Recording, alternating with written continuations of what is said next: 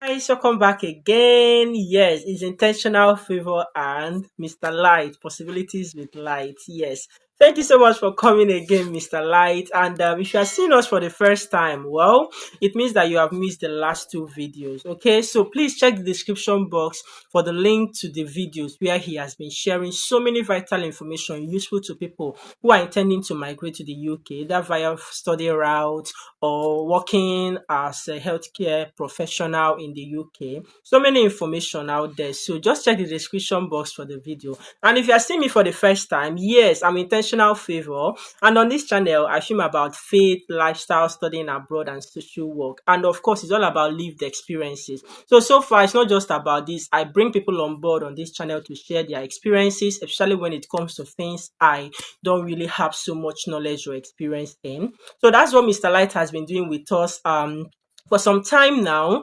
And in this particular video, we'll just be talking about tier 2 visa sponsorship. I know you love that. And a bit about public health.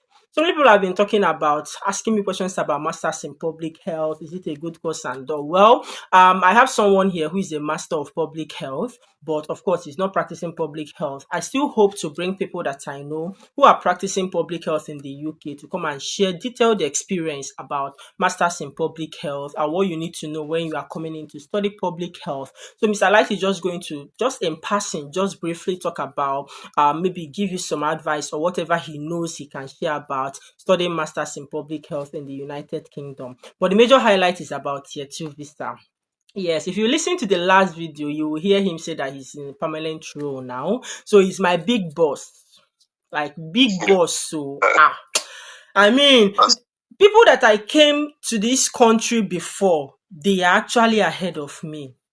This life, balance. Look at me, I'm still in my tier 4 visa.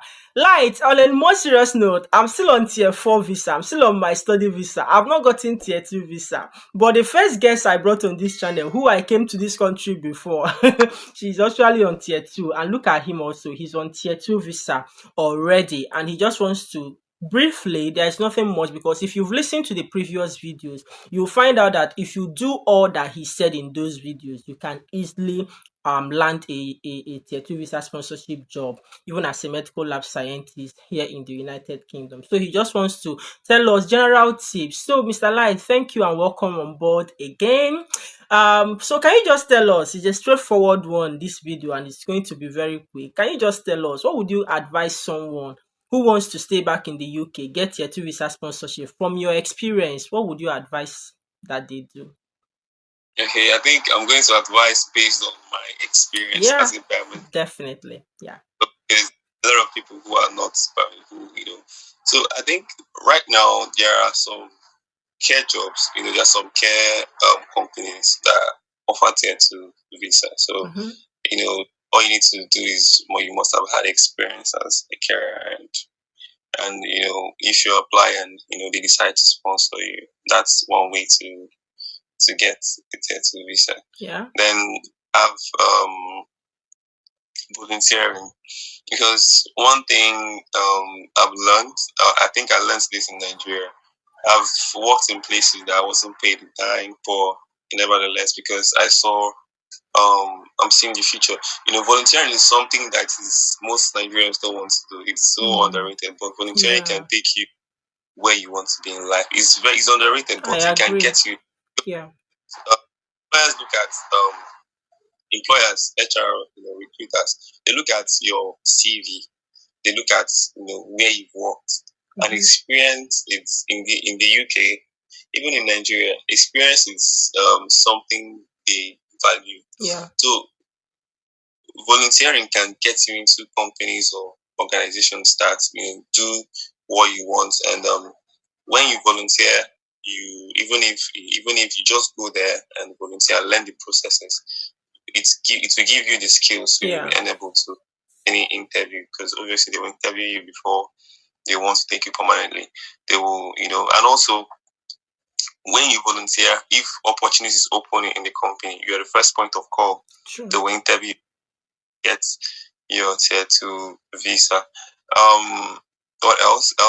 Then my experience, like people, I also want to talk about, from as a biomedical scientist, a lot of biomedical scientists who work in Nigeria, they immigrate right from Nigeria down to the UK. Yeah. Now they don't come on the same set, they come straight from universities down to the UK. I know a lot of people who did that. So they worked in as they worked as med lab scientists in the country, had their got registered with their HCPC, Yeah. and they after they got registered, they applied. They brought in very good, captivating, and smooth supporting statements. Yeah. They had the requisite experience, and they got their tier two. So you need to have a very good supporting, just like I mentioned in the earlier video. Have a very good statement, have the prerequisite experience that the recruiter is looking for, and it's easy for you. And if you're in the UK, you stand a better chance, because here you have hands-on experience of working in a UK lab. So most of the questions they might be asking might be your day-to-day activities, things that you did, things that they trained you on. So they ask you those questions: how will you handle so things? And because you've been working and you've been equipped with the necessary skills, you answer the questions easily. So that is why it is very, very important as a biomedical scientist in the UK. If you can pick up local roles, even if it's AP roles, that working, if you're looking for, if that is your aim to work in a lab, you can take up AP roles or PMS roles, while at the same time, part time. Because I will really emphasize that, because if you do full time, your studies will suffer. And the major reason why you're in the UK is and will be your studies. So you can do it and take up your take up your role as a student and you also get the tier two role. So I'm on a permanent role now. I work in the NHS, and I had the prerequisite experience. I had my license as HCPC registered scientist, and I applied, had a very good supporting statement, and I interviewed well, because the questions they asked were our day-to-day activities, and I answered to the best of my knowledge very well, and I was offered the role, and which is where I am. So I will employ have a work balance schedule. I know most people want to come from the money, but no, have a work balance so your studies don't suffer. I'm also happy to announce that I'm done with my program with Master Public Health, which is the main reason I came, and also have a permanent job, which is very, very possible. So I will advise anyone who is planning to take this route to balance it. Please balance it. Don't do more.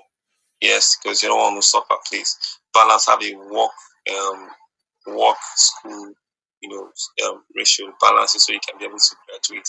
There are still people who came to work and forgot their studies, and they had issues along the line. Please, I will encourage everyone to just balance whatever you want to do. Have experience at the same time. Go through your studies so you can come out with flying colors. Oh, thank you very much for that. Is there anything you tell us about maybe location of work? Any advice you give someone? Yeah.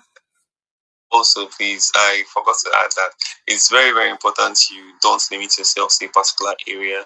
You just, because obviously, when jobs are coming, when you go to track jobs, you go to NHS jobs, you see a lot of BMS jobs. And please don't limit yourself to a certain location. Apply here and there. Apply, keep applying.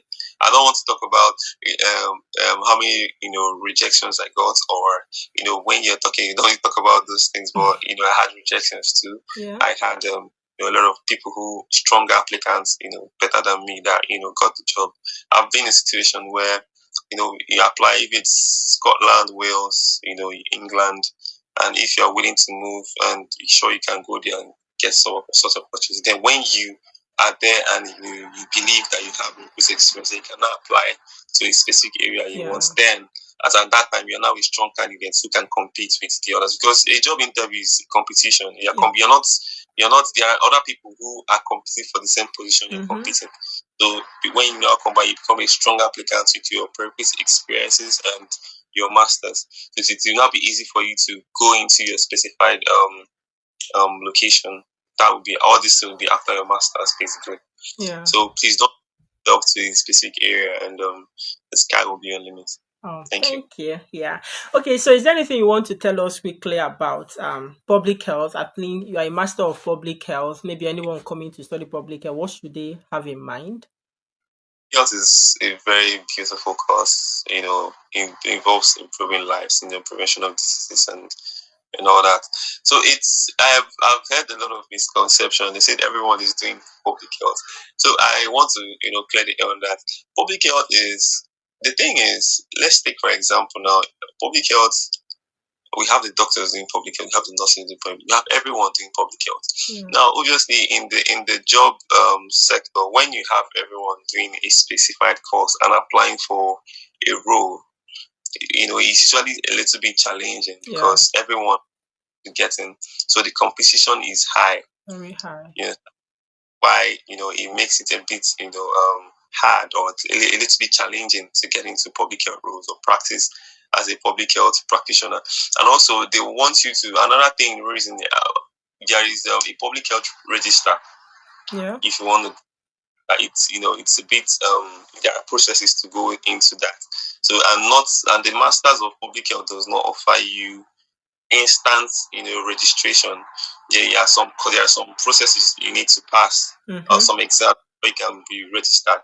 So it's not automatic when you finish. It will allow you just go in. You have to do some and this is what most international students, this is the time we don't have. But now there is 2 years, so you now have more time to do those training, those more additional Yeah. trainings. Yeah. Public Yeah. health. So it's very, very pertinent. So that's why that's a misconception about public health. So it's very nice. I did public health. I'm a master of public health, and I'm enjoying, even though I'm not practicing, but I have plans of practicing in the future. So it's something I want to do. It's something I want to help people. I want to improve lives. Prevent diseases. And all that. So Yeah. it's very, very. So this is my humble advice to whoever Oh. wants to do public health. Thank you Thank you. so much. Yeah, thank you so much, Mr. Light, for that. I mean, this guy is loaded. Who else is saying this with me? This guy is so loaded. Just see the way he balances everything. Oh my god. Thank you so much. It's an opportunity, like it's a rare opportunity and a privilege to really have you here to share all of this. And guys, I hope you have been able to hear this. Like I said, I'm still hoping, because everybody in the UK is busy, I'm still hoping to get one or two persons on board who I know that they are practicing public health to still come and maybe give you tips on how you can land it. But like he rightly said, it's very competitive. I think I heard something about doctors in the UK, like those who are studying medicine in the UK. I think in their after their third or fourth year, they can actually go and do masters and then come back and finish their 50 or something. There's a way it's done. I've heard about it. They are given opportunity to go and do maybe masters in something, and some of them choose public health to do that. So you see them, they are graduating with like as a medical doctor. They also are graduating as masters of public health. So it makes it very competitive, like he rightly said. So many people are into this. And imagine a doctor, someone that is a doctor, is also a master of public health, and though you are competing with these people. And let's not forget the fact that needing tier 2 visa sponsorship is another thing. Because another is one thing to get a job, like I always say. It's another one to get the one that will be happy to offer you sponsorship. But NHS, anyways, they are number one sponsors. And once they give you a job, rest assured that they can also give you sponsorship. And that is it. Mr. Light, I can't, if only you can see my heart and how happy I am that you finally made it on my YouTube channel to come and share. Just see the way you are dishing the information. I wish I'm so eloquent like you are, like balancing everything, taking them gradually and all. It's an honor to have you here. Thank you so much for coming. We really, really appreciate you. And I'm sure my subscribers are really happy, and I'm sure they enjoyed every bit of it. In case you've not seen the last two videos I filmed with Mr. Light, check the description box. I'll leave the links. I also leave link to his platform. He equally has a platform. He's someone that is passionate about helping people, young people, whether you are in Nigeria, you are anywhere. He actually has a platform where he helps people, especially those who are in the medical profession, CV writing, all these stuffs. Like you get one-on-one. He's a big coach. I'm telling you, he has so many possibilities in his life. He's so like this guy is loaded anyways. I know you can actually see that already. So thank you for having us, for coming here. Thank you so much for sharing all this information. It's only God that will bless you. Keep doing the work you are doing. Yeah, God is your rewarder. Thank you for coming to share this information, and we really, really appreciate you. And we can connect on LinkedIn, on Light Onyekachi. So Hmm. it's very Oh, and that's good. Yeah, so I'm also going to share that. Yeah. if they need if you guys need you need to talk to me if there are things that you have confusion or you're confused about, you can reach out to me. I'll reply Oh, you on my see, he's very open. like Thank you. like once you just type it on LinkedIn, you see me, my ugly face. Yeah. Look at him whining himself now. All right, that's a good opportunity, guys, and I want to believe you will use this opportunity, maximize it. It's very rare to really see people like happy to help you, connect with them. It's really rare, really. So many people want their private space. Don't disturb me. But he's actually a young man that has so much passion when it comes to helping people. And I think that's one thing we have in common. So thank you once again, Mr. Light, for coming here. And thank you guys for watching this video up to this point. Please don't forget to like this video. Don't forget to subscribe. So many contents coming your way on this channel. Leave comments and share this video with as many people that you think might need it. And I'll be seeing you in my next one. Until then, stay blessed, remain intentional, and take care of yourself. Bye. Bye.